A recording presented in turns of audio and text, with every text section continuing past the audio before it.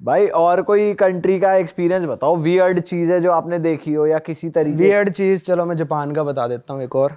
Japan में भाई normally आप हॉस्टल वगैरह में रुकते हो, होटल्स का तो अलग है, हॉस्टल बताता हूँ मैं आपको। हॉस्टल में क्या होता है यार, आप 100 तो कॉमन कमरे में रहे हो आप लोग, 6 बेड होंगे, डॉर्मेट्री 8 होती बेड है, होंगे, हाँ। डॉर्मेट्री होती है, आप 100 कॉमन कमरे में रहे हो। तो उन हॉस्टल्स में भी यूरोप साइड क्या होता है, आपका बाथरूम अलग होगा, अंदर से आप लॉक कर लोगे उसको, आराम से करोगे जो भी करना है आपको, है ना। पर जापान में ऐसा नहीं है। जापान में मतलब मेजॉरिटी ऑफ हॉस्टल में वैसा ही मिलेगा, पर मैं एक गलती से एक हॉस्टल में रुक गया जहाँ पे ऐसा नहीं था। पहली बार तो हमको भाई जाते ही मिला नहीं शावर कहाँ पे, टॉयलेट तो अलग है, शावर मेरे को मिला ही नहीं यार, हमारे वाले फ्लोर पे शावर ही नहीं था। मैंने कहा शावर का क्या है, अब नीचे लिख रखा था कि ना shower is on ground floor, तो मैंने भाई नीचे वाले फ्लोर पे जाके देखा, अपने दोस्त को बताया, मैंने कहा यार ये तो वो वाला शावर है जिसमें सारे नंगे एक साथ नहाते हैं, सारे लोग नंगे होके एक साथ नहाते हैं। कह रहा साले चल ऐसा थोड़ी ना होता, पैसे दे रहे हैं हम हॉस्टल के, थोड़ा ना सबके साथ नहलाएंगे। मैंने कहा ऐसा ही है, वो खुद देख के गया, कह रहा भाई मैं तो नहीं नहा रहा। फिर हमको 3-4 दिन उसी हॉस्टल में रुकना था, मैंने कहा अब तो नहाना पड़ेगा भाई, अब कुछ नहीं हो सकता। और बात यह है कि भाई उनके जापानियों के सामने तो मैं नंगा हो जाऊं, अब भाई मैं अपने दोस्त के सामने कैसे नंगा हो जाऊं। तो सही है। भाई यार ये तो अलग ही चीज है ठीक है, अब आप लोग भी शायद नंगे ना होए हो एक दूसरे के सामने, मेरे को नहीं शायद पता। क्या होता है भाई। होए ही नहीं है भाई। नहीं होए ना, नहीं, हाँ नहीं। ठीक है। मैं भी नहीं हुआ था ऐसे किसी। तो मेरा दोस्त कह रहा भाई शर्म तो बहुत आ रही है, कह रहा पर मैं चश्मा लगाता हूँ। दोस्त कह रहा चश्मा उतार दूंगा, मेरे को तो सब धुंधला दिखेगा, मेरे लिए तो सब बराबर है, तू देख लियो अपना, तेरे को दिखता रहेगा सब कुछ। तो भाई हम हिम्मत करके चले गए वहाँ पे। अब ऐसा वहाँ पे ये कमरा है जैसे, ठीक है, 3 दीवार है ना इसकी, तो ऐसे नलके लगे हुए हैं हर 2-2 फुट पे, उसमें से गर्म पानी आएगा, ठंडा पानी आएगा, वहीं पे आप अपना सोप लेके बैठ जाओ, या फिर सोप का वो लगा रखा होता है। तो चारों तरफ बंदे पार्टी डाल रखी है, पार्टी मतलब बैठने का, तो बैठने का बना रखा है। बैठो वहाँ पे, मग्गा आपको मिलेगा, मग्गे से डालते रहो पानी, और सब लोग ऐसे बैठ के नहा रहे हैं ऐसे। और अगर आपको शावर लेना है तो शावर लाइन से लगे हुए, उस शावर के नीचे जाके खड़े हो जाओ, और साइड में बंदा नहा रहा है आपके, मान लो 6 इंच दूर। पर्दे सामूहिक भी नहीं है शावर पर्दे का। भी नहीं है, नहीं पर्दे भी। सामूहिक स्नान। और ये कॉमन वॉशरूम है मेल फीमेल का या फिर सिर्फ मेल?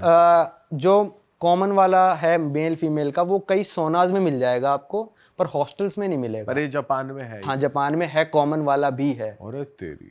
कि वहाँ पे सब लोग जितने भी आएंगे मेल फीमेल सब लोग नंगे होके आएंगे। वहाँ पे फ़ोन लाना और टावल लाना कानूनन अपराध है। एक छोटा सा टावल देते हैं वो, अगर आपको ज़्यादा ही शर्म आ रही है तो यहाँ पे रख के बैठ जाओ, पर आप मतलब वो टावल को ऐसे ऐसे करके आना पड़ेगा जैसे आप छुपा के ये आओगे। तो लुच्ची पंती चल रही है। भाई वहाँ ये पे तो सरासर बदतमीजी हुई। और नहीं, क्या? वहाँ पे लोगों को मतलब नहीं यार किसी से भी, अपना आके बैठेंगे, रिलैक्स करेंगे और चले जाएंगे, वो कुछ नहीं मतलब रखते एक दूसरे से। तो भाई अगर कोई जापान जा रहा है, कोई इंडियन हमारा व्यूअर, तो वो मेक श्योर करे ऐसे हॉस्टल में जाए जहाँ पे ये ना हो, और पहले से पहले मतलब इंक्वायरी करके जाए। अगर किसी को एक्सपीरियंस ही करना हो, नंगा नहाऊंगा जापानियों के साथ, तो भाई अगर हाँ, तो देख लो भैया अपने रिस्क पे। पर ओपन माइंड ठीक है, अच्छी बात है, इतना भी ओपन माइंड नहीं होना चाहिए। जो नॉर्मल हॉस्टल है ना, जैसे आप नॉर्मल हॉस्टल में रुकोगे, कुंडी तो लगाने का होता है, उनके कुंडी लगाने का नॉर्मल हॉस्टल्स में भी नहीं होता है। आप नहा रहे हो, कोई दरवाजा खोल सकता है आपका, अच्छा। सीधी सी बात है वहाँ पे। तो वो सोनास बहुत कॉमन है वहाँ पे, जो नंगे होने वाले सोना है। उसमें क्या होता है, अंदर जो चल रहा होगा भाई बिल्कुल गर्म पानी होगा, बिल्कुल उबलता हुआ पानी, आप उसमें बैठना पड़ेगा आपको, बहुत ही गर्म। मैं तो बैठ ही नहीं पाया था, इतना इतना गर्म होता है। और बाहर जो होगा, बाहर गिर रखी होगी बर्फ, या फिर उन्होंने कर रखा होगा बिल्कुल चिल्ड पानी। बर्फ वाले एरिया में जाओगे, बाहर बर्फ पड़ रखी होगी, गर्म पानी से आओ, कूद के उसमें घुस जाओ। तो जापानी यही करते रहते हैं, नंगे नंगे घूमते तो रहेंगे। गर्म सर्द और हो जाएगा, गर्म सर्द।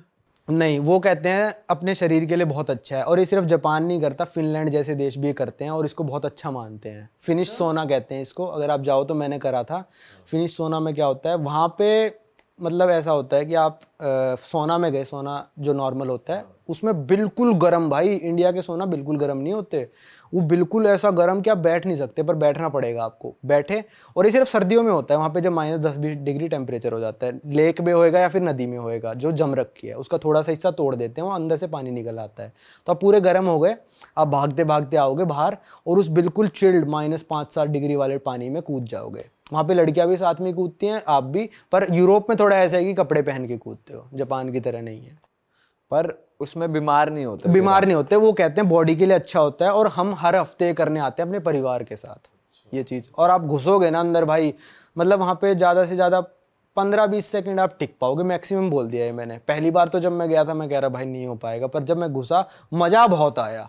3 डुबकियों के बाद, मतलब 3 बार अंदर बाहर किया ना मैंने, उसके बाद जब मैं गाड़ी की तरफ चल के जा रहा था ना, ऐसा लग रहा था हल्का हो गया पूरा शरीर, रिलैक्स हो गया सब कुछ। तो मेरे को सर्द गर्म भी नहीं हुआ था भाई।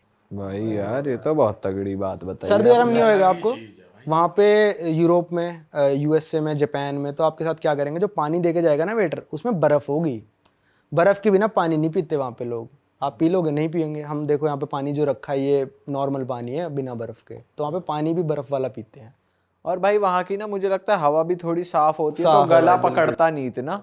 यहाँ पे आप जो थोड़ा सा कुछ कर लो तो यहाँ की हवा भी इतनी पॉल्यूटेड है कि आपका गला पकड़ा ही जाता है। भाई वहाँ तो बिल्कुल ही, मतलब मैं यूएसए में जब गाड़ी चला रहा था ना, मानोगे नहीं, मेरे को 40 किलोमीटर दूर जो पहाड़ है वो दिखने लग रहा है कि वो 40 किलोमीटर दूर है, क्योंकि मैंने नापा था गाड़ी चला के कि कितना दूर है वो।